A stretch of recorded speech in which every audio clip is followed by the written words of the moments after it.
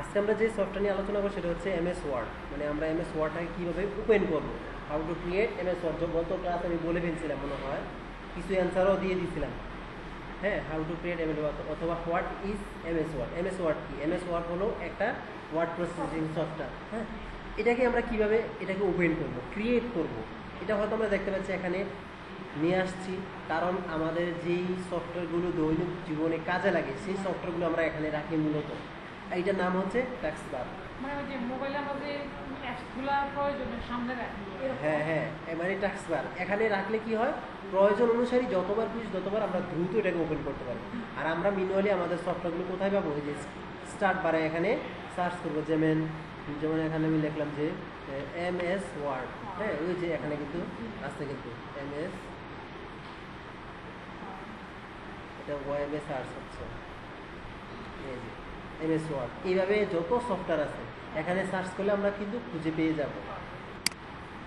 প্রথমে আমি এটাকে এখান থেকে আনপিন করে দেব, তাহলে কিন্তু এখান থেকে চলে গেছে। ঠিক আছে, তো আমরা শুরুতে এটাকে এখানে আনবো।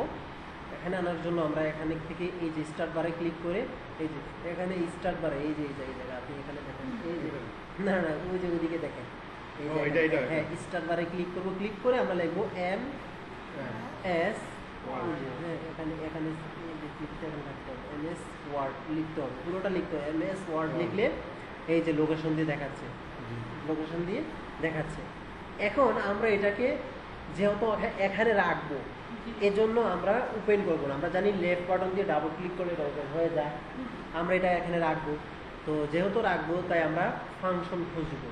তো রাইট বাটন ক্লিক করবো। হ্যাঁ, কীভাবে এটা আনা যায়, এটাকে আমরা ফাংশন খুঁজতে হবে। তো রাইট বাটন ক্লিক করলে অলরেডি আমরা জানি ফাংশন চলে আসে, আর লেফট বাটন ক্লিক করলে এটা ওপেন হয়। তো আমরা এটাকে এই যে দেখেন এখানে পিন টু টাস্কবার, এখানে আমরা যদি রাখি তাহলে পিন টু টাস্কবারে ক্লিক করবো, এই যে চলে আসছে কিন্তু এইগুলো এক প্রসেস। এখন এটাকে আমরা যেখানে খুশি সেখানে রাখতে পারবো কিসের সাহায্যে? লেফট বাটন দিয়ে চেপে ধরে রাখবো, ধরে এটাকে আমরা যেখানে খুশি সেখানে নিয়ে যাবো। ওকে, এখন এটা আমরা এখানে ক্লিক করলে দ্রুত ওপেন হয়ে যাবে। আরও একভাবে ওপেন করা যায়, সেটা হচ্ছে কন্ট্রোল, মানে কিবোর্ডের সাহায্যে। কিবোর্ডের সাহায্যে এটাকে ওপেন করা যায়, সেটা এখন শিখব। এখানে ক্লিক করলাম, ক্লিক করে আমরা এমএস ওয়ার্ড লিখলাম, চলে আসলো MS Word. Right button click করলাম, এখান থেকে ওপেন ফাইল লোকেশনে যেতে হবে। ওপেন ফাইল লোকেশনে যাওয়ার পর দেখেন এখানে থেকে আমি আবার রাইট বাটন ক্লিক করব, প্রপার্টিসে আসবো।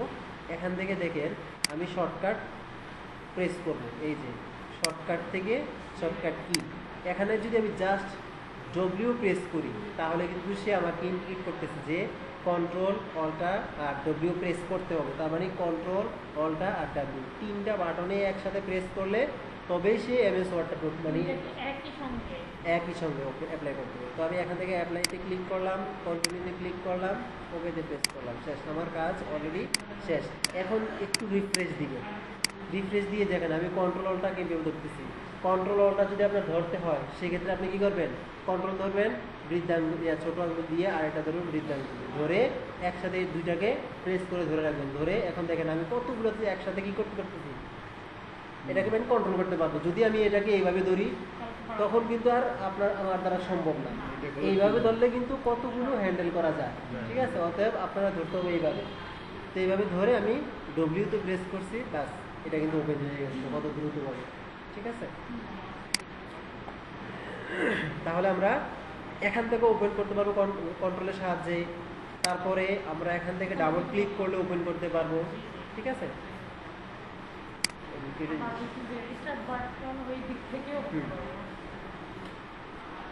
তো এখন আমরা একটু ক্লাস মডিউলটা দেখি যে আমাদের ক্লাসে মডিউলে কি আছে। আমরা মুখস্থ ক্লাস করি না, আমাদের মডিউল আছে।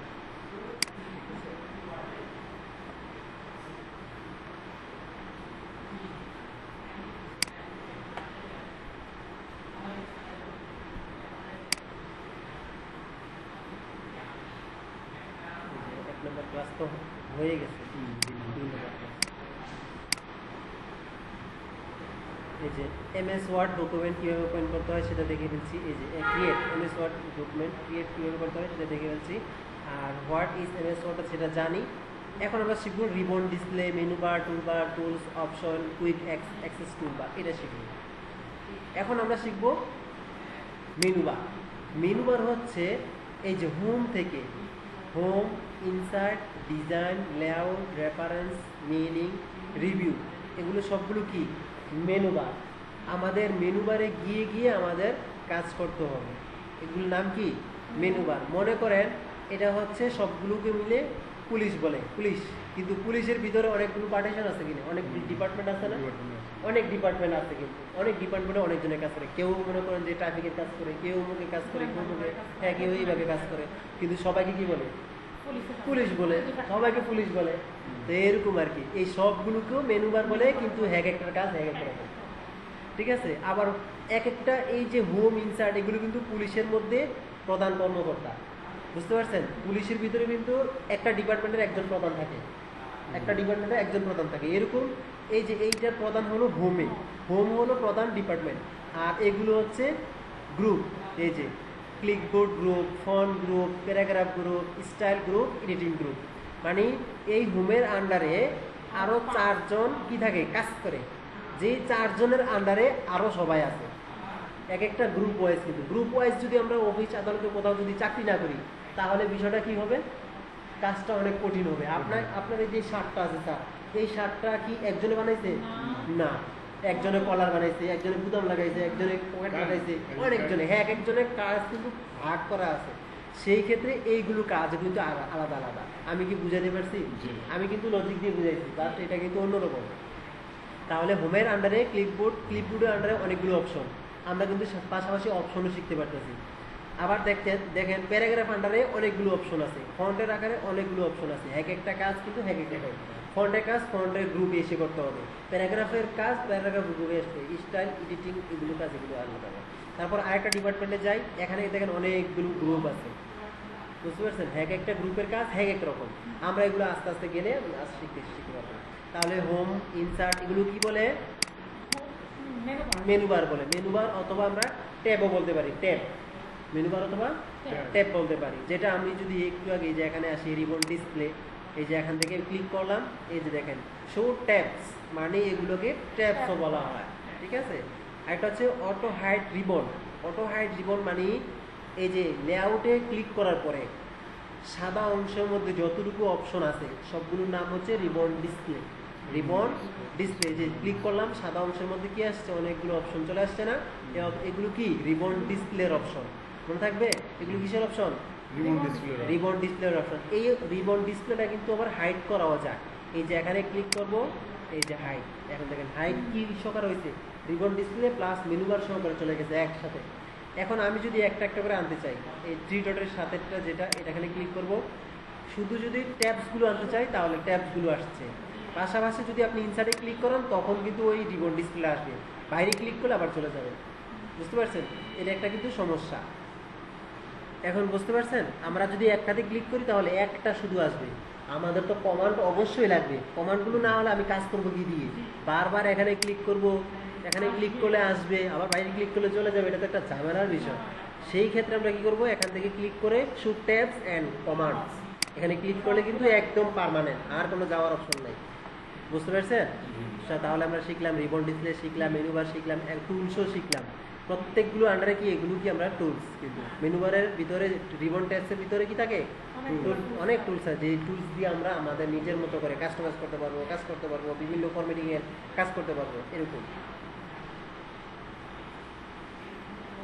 অ্যান্ড কুইক অ্যাক্সেস টুলবার, হ্যাঁ কুইক অ্যাক্সেস টুলবার হচ্ছে, কুইক মানে কি দ্রুত না, কুইক মানে দ্রুত। তাহলে এখানে যেই কাজগুলো আছে এগুলো হচ্ছে এক একটা ইনসার্ট বা অপশনের ভিতরে কিন্তু এই অপশনগুলো আছে, মানে এই টুলসগুলো আছে। সেই ক্ষেত্রে এগুলো কিন্তু দ্রুতভাবে এখানে নিয়ে আসার কারণে কিন্তু আমি কাজ করতে পারতাছি। যদি আমার এগুলো বের করতে হতো তাহলে এই অপশনের ভিতরে গিয়ে ওরকমভাবে ভিতরে গিয়ে আমাকে বের করতে হতো, কিন্তু আমার দেখেন দ্রুত কিন্তু এখানে নিয়ে আসা যায় বা এগুলোতে কাজও করা যায়।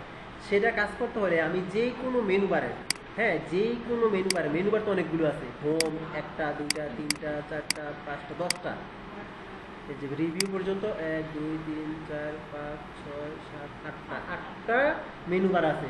এই যে কোনো মেনু বার আমি রাইট বাটন ক্লিক করব, দেখেন কাস্টমাইজ কুইক অ্যাক্সেস টুলবার দেওয়া আছে। হ্যাঁ, না, যে কোনো মেনু বারে রাইট বাটন ক্লিক করব, একই কাজ। যে কোনো মেনু বারে রাইট বাটন ক্লিক করলে একই অপশন আসবে। সেই ক্ষেত্রে আমরা কুইক অ্যাক্সেস টুলবারে চলে যাব। কুইক অ্যাক্সেস টুলবারে যাওয়ার পর দেখেন এখানে যেই ডান পাশে যে অপশনগুলো আমরা দেখতে পাচ্ছি এই সবগুলো এখানে আছে। তাহলে আমরা কাজের সুবিধাতে আরও অ্যাড করতে পারবো। ঠিক আছে, এখন আমরা এগুলাকে রিমুভ করব। দেখবেন ওই জায়গা থেকে সবগুলো রিমুভ হয়ে যাবে। এখন রিমুভ হবে না, বাকি আমি ওকেতে প্রেস করলে রিমুভ হবে। ওকে, তো আমি রিমুভ করে ফেলছি এবং ওকেতে প্রেস করছি, দেখেন এখান থেকে সব চলে গেছে। আবার অ্যাড করতে হলে কি করতে হবে, রাইট বাটন ক্লিক করে কুইক অ্যাক্সেস টুলবারে ক্লিক করতে হবে। এখান থেকে যে অপশনগুলো আছে দেখেন অনেকগুলো অপশন আছে, শেপ আছে, সেভ এস আছে, সবগুলো আমরা অ্যাড করে যাব। শুধু অ্যাড করব, ক্লিক করব, অ্যাড করব।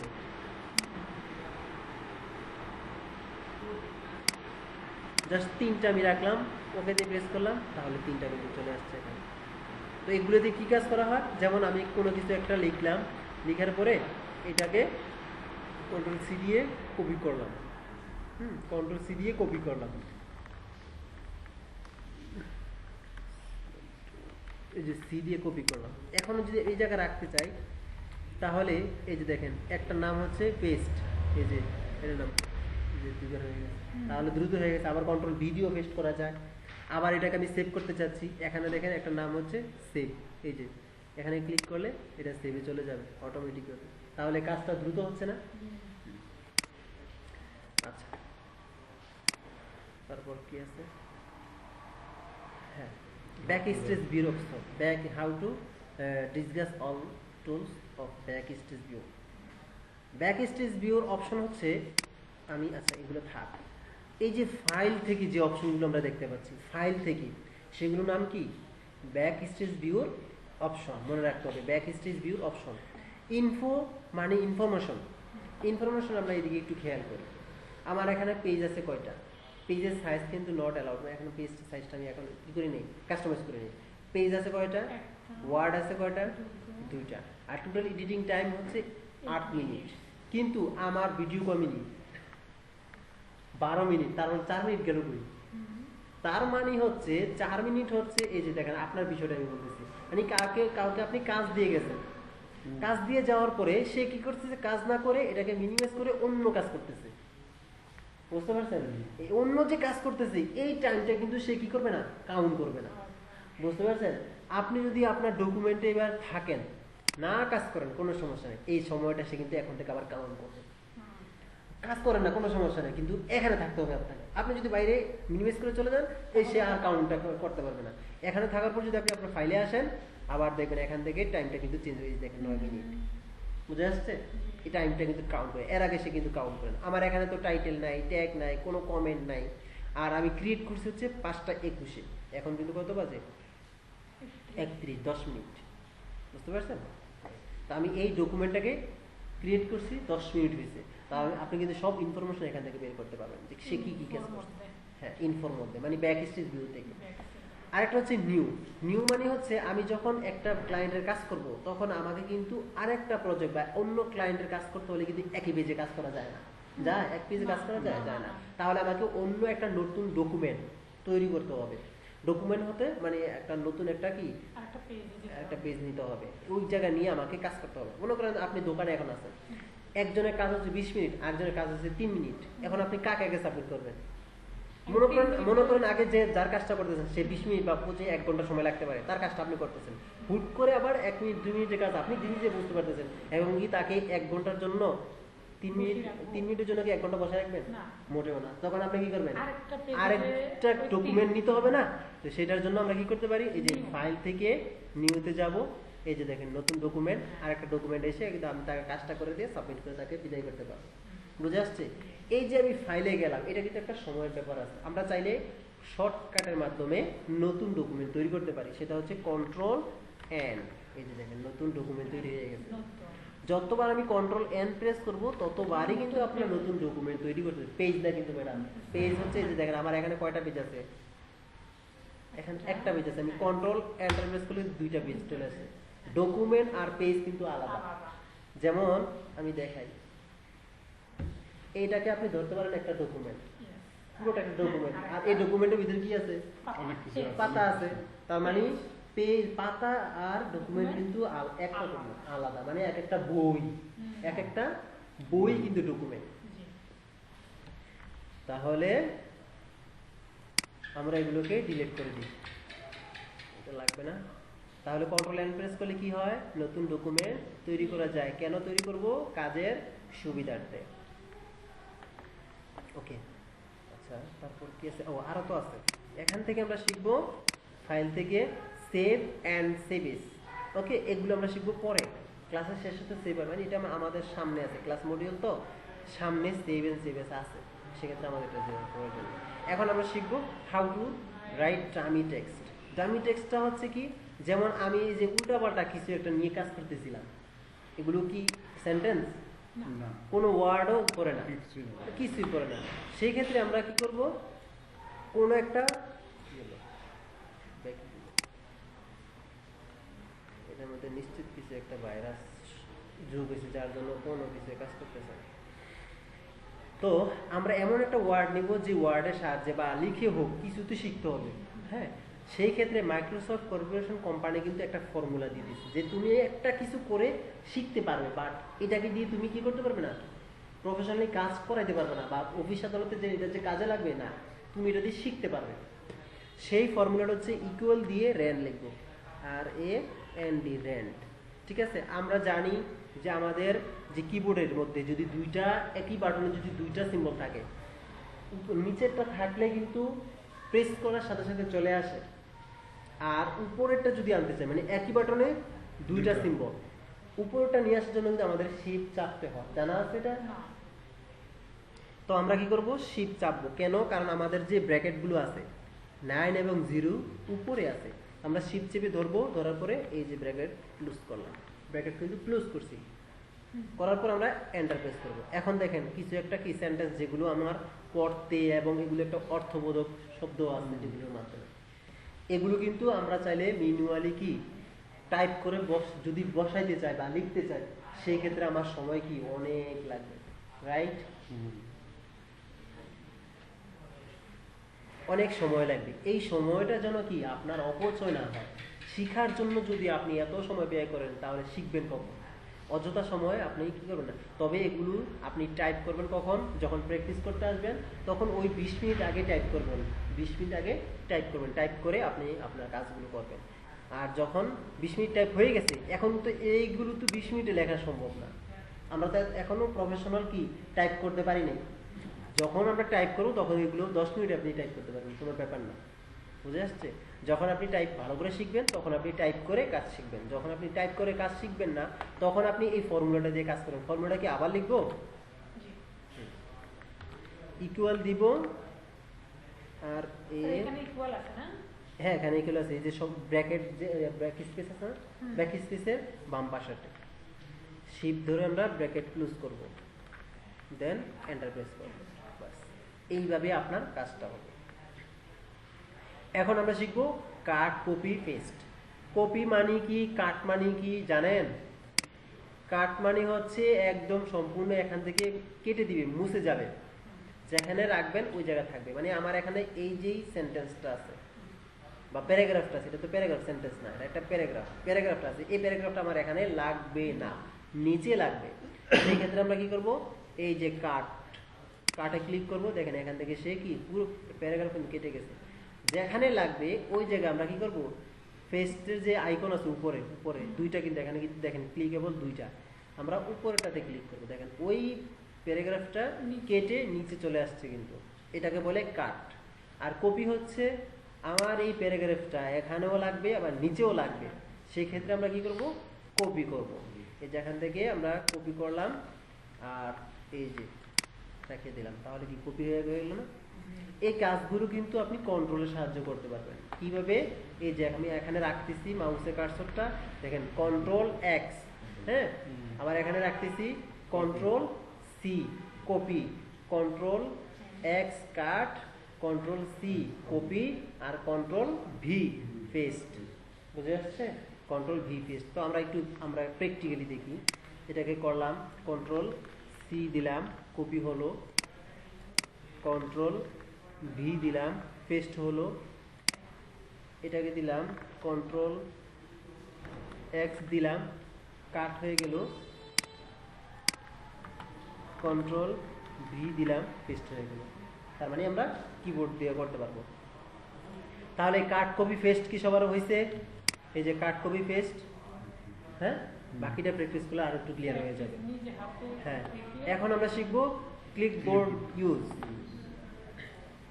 এই যে এখানে আমরা এই যে ক্লিকবোর্ডের যে আন্ডারে আমরা মাত্র ক্লিকবোর্ডের আন্ডারে কি কি শিখছি? কাট কপি পেস্ট শিখি, মাত্র 3টা শিখছি। ক্লিকবোর্ডের আন্ডারে এখানে একটা দেখেন লাঞ্চার বক্স আছে, এখানে যদি ক্লিক করি তাহলে এগুলো যেগুলো আছে আমরা এগুলো কেটে নিলাম। এটার কাজ হলো শুরুতে বলে দিই, এটা হচ্ছে যেমন আপনার এমন একটা সাইট আছে, ওয়েবসাইট, যেখানে আপনার 5টা 10টা 15টা 20টা 25টা পর্যন্ত আপনি কপি করতে হবে।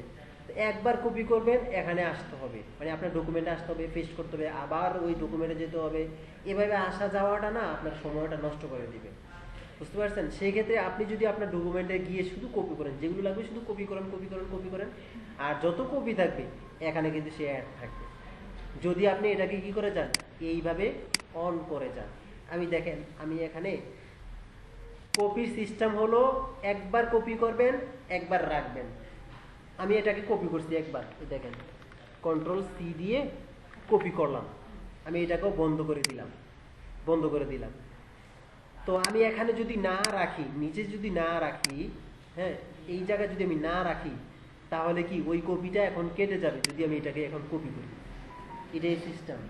এখন যদি কন্ট্রোল সি প্রেস করে যদি কন্ট্রোল ভি পেস্ট করি, তাহলে আগে কি ওই আগেরটা আসার কথা ছিল না, এটাই আসবে। কারণ এইমাত্র কপি করাতে আগেরটা চলে গেছে। কপি সিস্টেম হচ্ছে এটা। যদি আপনি লাঞ্চার বক্সটাকে এইভাবে অন করেন, তাহলে কিন্তু দেখবেন এখানে এইগুলো আছে। তো প্রথমবার থাকবে না, সেই ক্ষেত্রে আপনার এটা এইভাবেই থাকবে। এটা এইভাবে থাকার পর যদি আপনি এখন দেখেন কন্ট্রোল সি প্রেস করেন, এগুলো আস্তে আস্তে দেখেন এখান থেকে অ্যাড হবে। এই যে অ্যাড হচ্ছে, যতবারই ক্লিক করেন এগুলো কিন্তু অ্যাড হচ্ছে। আমি এখন ওয়েবে যাই, কোনো সমস্যা নেই, এগুলো কিন্তু ওয়েবের লেখা। এটা কি ওয়েব না? এই যে আমি ক্রোম থেকে, এই যে গুগল থেকে এখানে আসছি, এটা কিন্তু ক্রোম। আমি চাচ্ছি যে এই লেখাগুলো আমার কপি করতে হবে। এই যে কপি করলাম, এখন আমি 2টা করছি। ওই জায়গায় গিয়ে দেখি, এই যে দেখেন 2টা কিন্তু অলরেডি এখানে চলে আসছে। এখন আমার যতবার খুশি ততবার আমি কিন্তু জাস্ট একটা করে ক্লিক করি। যদি আমি এটা লাগবে, এই যে এখানে মাউসের কার্সরটা ছিল, তো এই জন্য 4টা চলে আসছে। আমি এখানে রাখবো, যতবার লাগবে ততবার আপনি ক্লিক করতে পারবেন। এই ওয়েবের লেখা এই জন্য এরকম বোঝা যাচ্ছে ক্লিকবোর্ডের কি ফিচার। ওকে, তারপরে কি আছে? হ্যাঁ, ক্লিকবোর্ড শিখলাম। Paste special properly. Special properly কাজ হচ্ছে, আমি এগুলো এখন কেটে দিচ্ছি। ব্যাক স্পেস দিলে ডিলিট হয় না।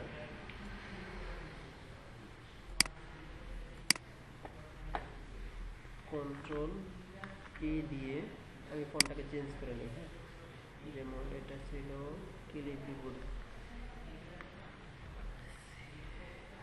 এই যে এন্টার। তাহলে আমার ফন্টটা কি আছে বর্তমানে? ক্যালিব্রি আছে। হ্যাঁ, আর এই ফন্টের সাইজ কত?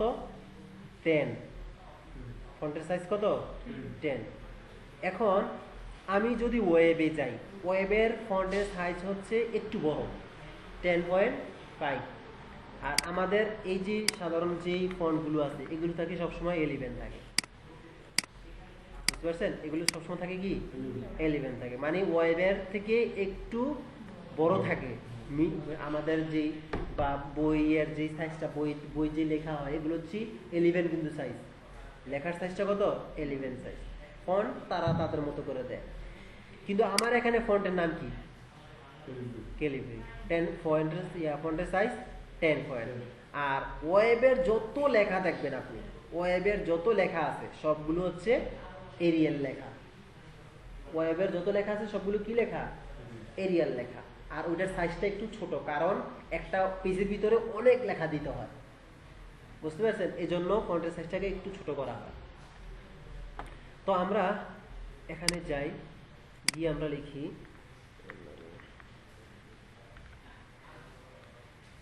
উইকিপিডিয়া বাংলাদেশ।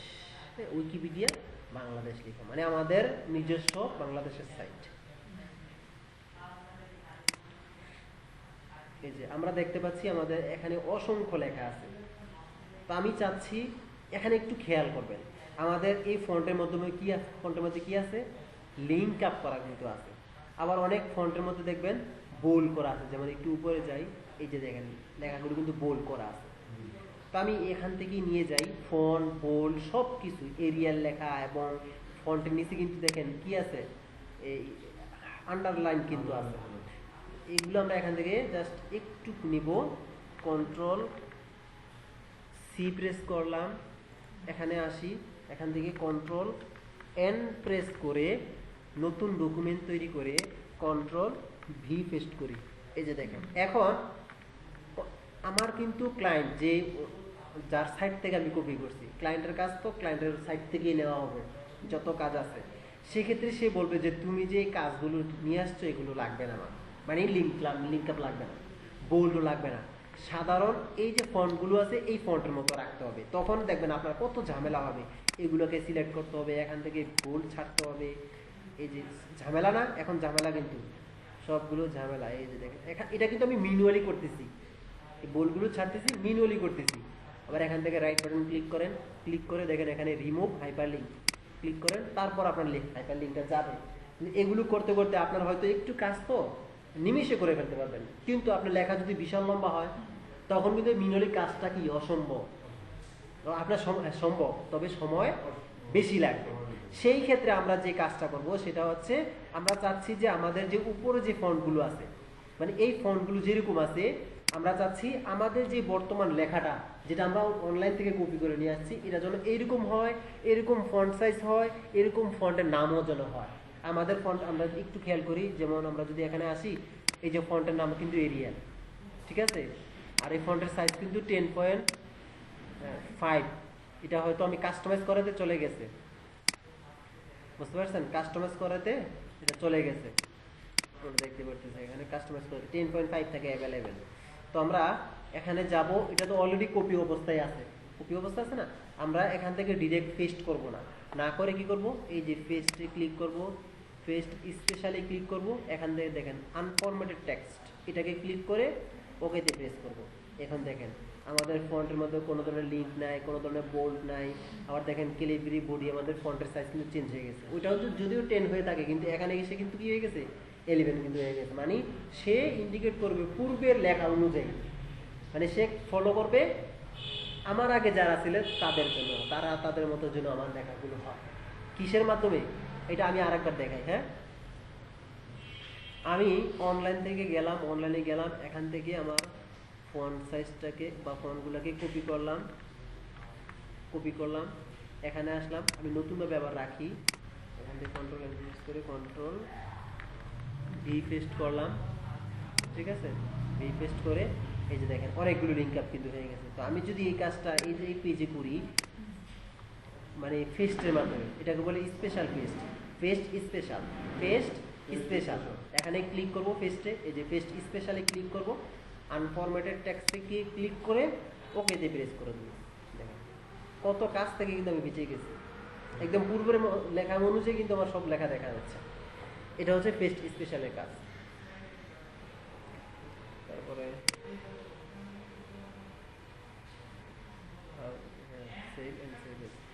আমরা এখন একসাথে এই দুইটা কাজ শিখব, বুঝতে পারছেন? তার আগে আমি আমার বাড়ির কাজগুলো কিভাবে করতে হবে এগুলো শিখে নিই।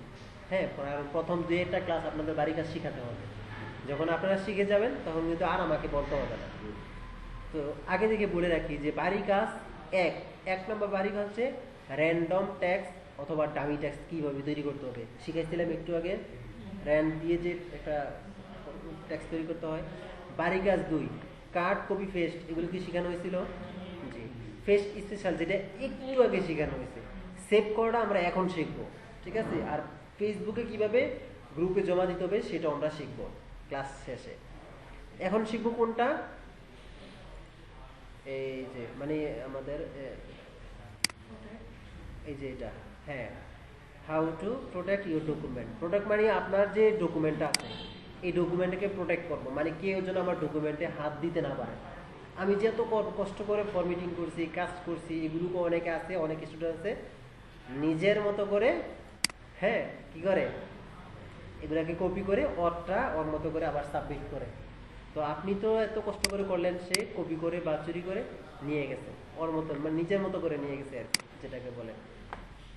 তা আপনি যাচ্ছেন আমার এই ডকুমেন্টের জন্য কেউ প্রবেশ করতে না পারে, এর জন্য আমরা এটা প্রোটেক্ট করে দেবো, মানে পাসওয়ার্ড বসাই দিব। এটা করার জন্য আমরা যদি প্রথমে কন্ট্রোল এস প্রেস করি, আচ্ছা সেভ আর সেভ এস এর মধ্যে পার্থক্য কি আমি বুঝিয়ে দিই। সেভ মানে হচ্ছে হ্যাঁ হ্যাঁ এটাকে মানে সংরক্ষণ করা আর কি, সেভ মানে সংরক্ষণ করে রাখা।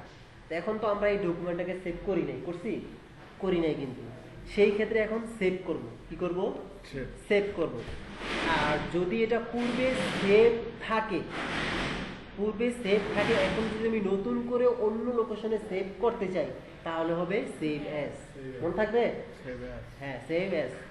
তো আমরা এখন তো সেভ করি নাই, ফাইলে যাব অথবা কন্ট্রোল এস প্রেস করলে কিন্তু নতুন অবস্থায় এটা আসবে। যদি সেভ থাকে এটা কিন্তু এরকম আসবে না, বুঝতে পারছেন? এই যে ব্রাউজে ক্লিক করব, আমরা নতুন লোকেশন দিয়ে দেব, যেমন টিচার। এখানে রাইট বাটন ক্লিক করে, আমরা তো জানি কিভাবে আমাদের ফোল্ডার তৈরি করতে হয়, জানি না, আমরা আপনাদের বেচের নামে একটা বানাচ্ছি, বেচ 2407। আপনাদের বেচ নাম্বার কত? 2407, এটার জন্য মনে থাকে। হ্যাঁ, বেচ 2407, বাস হয়ে গেল। ডাবল ক্লিক করলাম, আর এই ফাইলটার অবশ্যই নাম লিখে দিতে হবে, কারণ এই নামটা যেটা আসছে এটা কিন্তু প্রথম যেই নামটা ছিল, প্রথম লাইন, ওই নামের লাইনটা কিন্তু এখানে চলে আসছে। আমরা এটা লিখে দেবো, যেমন কি এমএস ওয়ার্ল্ড, না word, WORD, word, WORD, word হবে, ওয়ার্ড শব্দ আর কি। MS word class 02, MS word 02, এটা লিখে দিলাম। এখন আসেন এই জায়গা থেকে ওই প্রোটেক্টটা করে নিব। এখান থেকে জেনারেল অপশনে আসার পর দেখেন এখানে পাসওয়ার্ড টু ওপেনের জন্য একটা পাসওয়ার্ড দিতে হবে, মডিফাইয়ের জন্য একটা পাসওয়ার্ড দিতে হবে। মানে এখানে আপনার পাসওয়ার্ড দিতে হবে, দুইটা পাসওয়ার্ড দিতে হবে। দুইটা পাসওয়ার্ড দিলে আপনার যখন এটাকে আবার ওপেন করবেন সেক্ষেত্রে শুধু একটা পাসওয়ার্ড যাবে, দেওয়ার ক্ষেত্রে দুইটা পাসওয়ার্ড দিতে হবে না, দুটো ওই সময় দুইটা দিতে হবে। যেমন আমি এখানে দিলাম 0123, তো মডিফাইয়ের জন্য 4567, ওকে। তো ওপেনের জন্য যে পাসওয়ার্ডটা দিছি, রিএন্টারের জন্য কিন্তু আবার সেম পাসওয়ার্ডগুলো দিতে হবে। এখন এই যে দেখেন, রিএন্টার পাসওয়ার্ড টু ওপেনের যে পাসওয়ার্ডটা কিছুক্ষণ আগে দেওয়া হয়েছে এই পাসওয়ার্ডটা আবার দিতে বলছে। এখন মডিফাইয়ের জন্য পাসওয়ার্ড, যে পাসওয়ার্ডটা দেওয়া হয়েছে ওই পাসওয়ার্ডটা আবার 4567, ওকে। তারপরে এটাকে আমরা সেভ করে দিলাম, বুঝে আসছে? এটা হলো সেভ হয়ে গেল। এখন যদি আপনার কোনো নতুন লেখা যদি অ্যাড করার প্রয়োজন হয়, সাপোজ আমি এই লেখাটাকে এই পেজে অ্যাড করব, সেক্ষেত্রে কি এটা সেভ হবে নাকি সেভ এস হবে? সেভ আছে, মানে এই পেজে সেভ করতে হলে কন্ট্রোল এস, শুধু কন্ট্রোল এস, বাস, এটা এই পেজে সেভ হয়ে গেছে, ঠিক আছে। এখন আমরা দেখি যে আমরা যে প্রোটেক্টটা করলাম এটা আমাদের কাজ হয়েছে কিনা।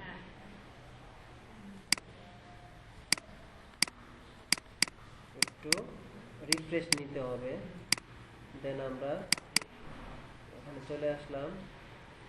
এখান থেকে বেজ 2407 একটু খুঁজে দিয়ে, এই যেটা না, এই যে ওপেনের জন্য কিন্তু পাসওয়ার্ড চেয়ে বসছে।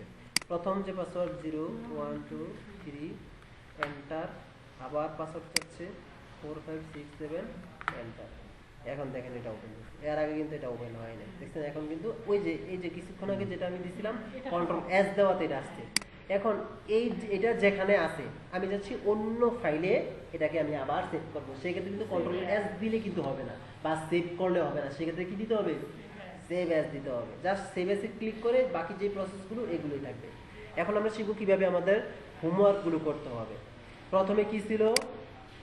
How to write dummy text. Dummy text 5 বার করে করতে হবে। কয়বার? 5 বার। আপনি লিখবেন যে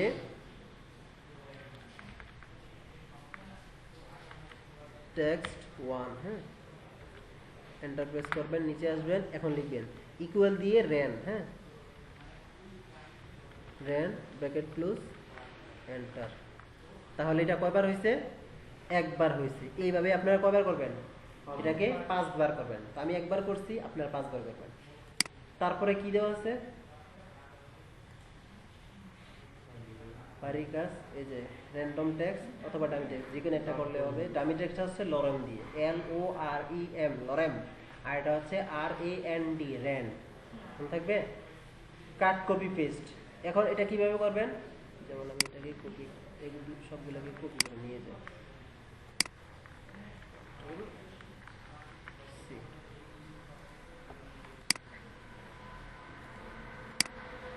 এটাতে একবার হয়েছে, কন্ট্রোল ভি দিলাম।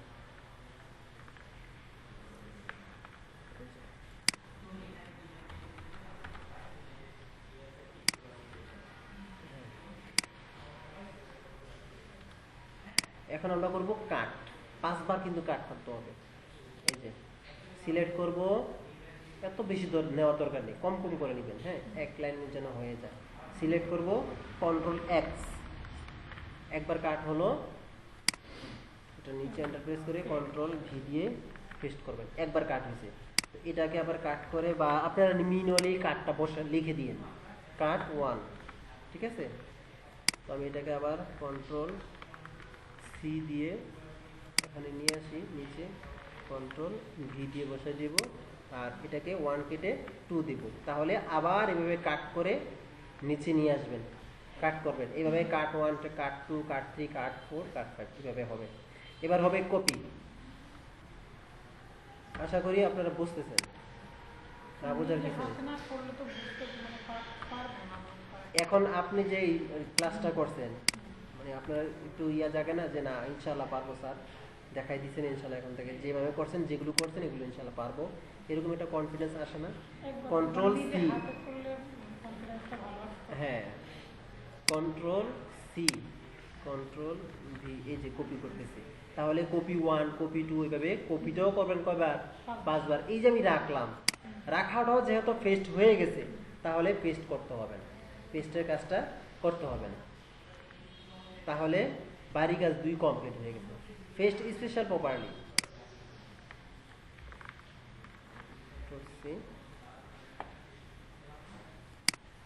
পেস্ট স্পেশাল প্রপারলিটা আমি এখান থেকে লিখে দিই, কন্ট্রোল ভি, এটাকে একটু স্পেস দিয়ে 1 দিবেন, 1 দিয়ে এন্টার প্রেস করে এখন অনলাইন থেকে যা কপি করার আছে সব অনলাইন থেকে করে নেবেন, একটু একটু করে করবেন, একটু একটু। এই যে কন্ট্রোল সি প্রেস করেন, ডকুমেন্টে আসেন, এখানে ক্লিক করেন।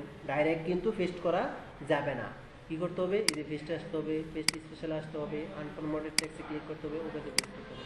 এইভাবে কয়বার? 5 বার করতে হবে। তো আমি তো শুরুতেই বলে দিচ্ছি, এটা কিন্তু তার উপরের লেখাকে সে কি করবে? ফলো করবে। এই উপরের লেখা ফলো করে কিন্তু এটা আসছে, বুঝতে পারছেন? আপনারা কিন্তু এটাকে এই লেখাটাকে কপি করে দিয়েন না, আপনারা লেখা দিবেন কোনটা, এইভাবে লিখে দিবেন, এইভাবে পেস্ট স্পেশাল এইভাবে লিখে দিবেন। লিখে দিলে কি হবে? এই লেখাগুলো তো হবে, এই লেখা অনুযায়ী সে আসবে। তাহলে এইভাবে 5 বার করতে হবে। তা আমি একটু দেখি যে এই লেখাটা আমি কপি করি, কপি করি, কন্ট্রোল ভি দিয়ে পেস্ট করলাম, কন্ট্রোল ভি দিয়ে পেস্ট করার পরে এই জায়গায় দেখি কন্ট্রোল এই যে পেস্ট স্পেশালে যে কাজটা এটা আসে কিনা। আনফরম্যাটেড টেক্সট, এই যে এটা তো আসলো না। আচ্ছা, আমরা এন্টার প্রেস করি, স্পেশালে যাই, কন্ট্রোল সি ক্লিক করলাম, ডকুমেন্টে আসলাম, এখান থেকে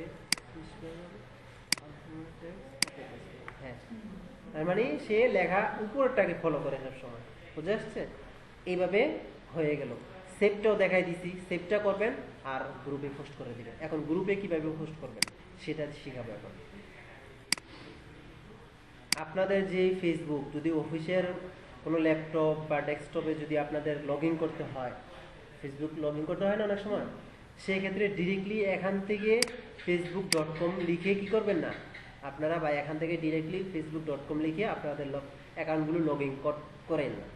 অ্যাকাউন্টগুলো লগ ইন করলে কি হয়, অনেক সময় কাজের তাড়াহুড়া লগ আউট করতে ভুলে যায়। সেই ক্ষেত্রে আপনারা কি করবেন, অবশ্যই আপনারা যখন এটাকে অন্তত বন্ধ তো করে যান, বন্ধ করে যান না, বা এগুলোকে সবগুলো ক্লোজ করে যান না, এগুলো কথা বলে না, এগুলো ক্লোজ তো করে যান। এগুলো ক্লোজ করে গেলে কি হয়, আমি যেখান থেকে কাজটা করব ওই জায়গা থেকে যদি কাজ করি তাহলে অটোমেটিকলি এই উইন্ডোজগুলো যদি ক্লোজ করি তাহলে অটোমেটিকলি লগ আউট হয়ে যায়। আর আপনি যদি এখান থেকে বা facebook.com থেকে বা অ্যাপস থেকে যদি সরাসরি আপনি লগ ইন করেন, সেক্ষেত্রে আপনি যতই ক্লোজ করেন লগ আউট ছাড়া এটা লগ আউট হবে না। আমি এখান থেকে এটা করবো যে 3 ডট থেকে নিউ ইনকগনিটো উইন্ডোতে ক্লিক করবো, তাহলে দেখেন এটা আরেকটা জগৎ, যেখানে কিনা আপনি যে কাজগুলো করবেন এগুলোর কোনো হিস্টোরি জমা থাকে না, বুঝতে পারছেন? এই হিস্টোরি জমা থাকে না। এখানে আমি লিখবেন facebook.com, হ্যাঁ, facebook.com লিখে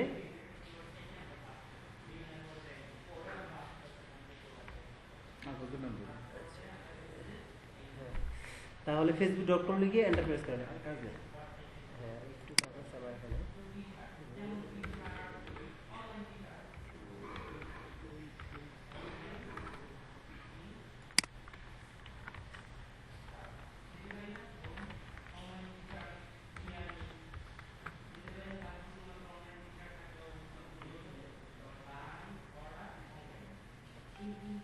একটা মেসেজ আসছে।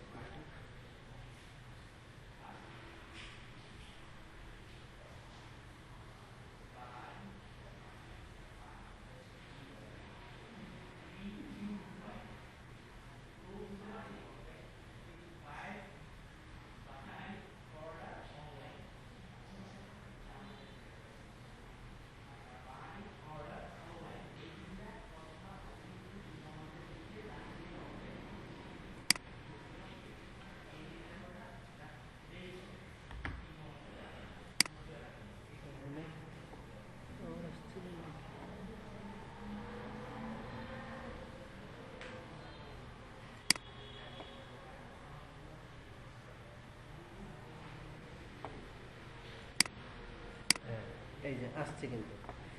এখন আমি যদি মানে আমি যেটা দেখাতে চাচ্ছি সেটা হচ্ছে আপনাদের এই যে ফেসবুকে কিভাবে গ্রুপে পোস্ট করতে হবে। তো আপনি আপনার অ্যাকাউন্টগুলো লগ ইন করে আপনি সার্চ বারে লিখবেন 2407, ঠিক আছে? আমি 2407 নামে আজকে একটা গ্রুপ খুলবো, এটা গ্রুপটা এখনো খোলা হয়নি।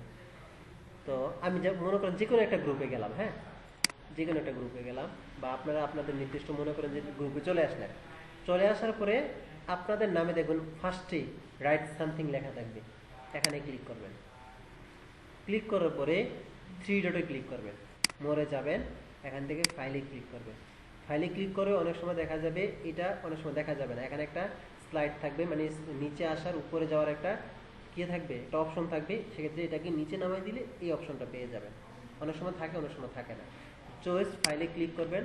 চয়েস ফাইলে ক্লিক করার পরে আপনি আপনার যেখানে আপনি ফাইলটাকে কি করছেন, সেভ করে রাখছেন, ওই জায়গায় যাবেন। যেমন আমার ফাইলটা সেভ করা আছে কোথায়, স্টুডেন্ট হোমওয়ার্কে বেস নাম্বার 2407,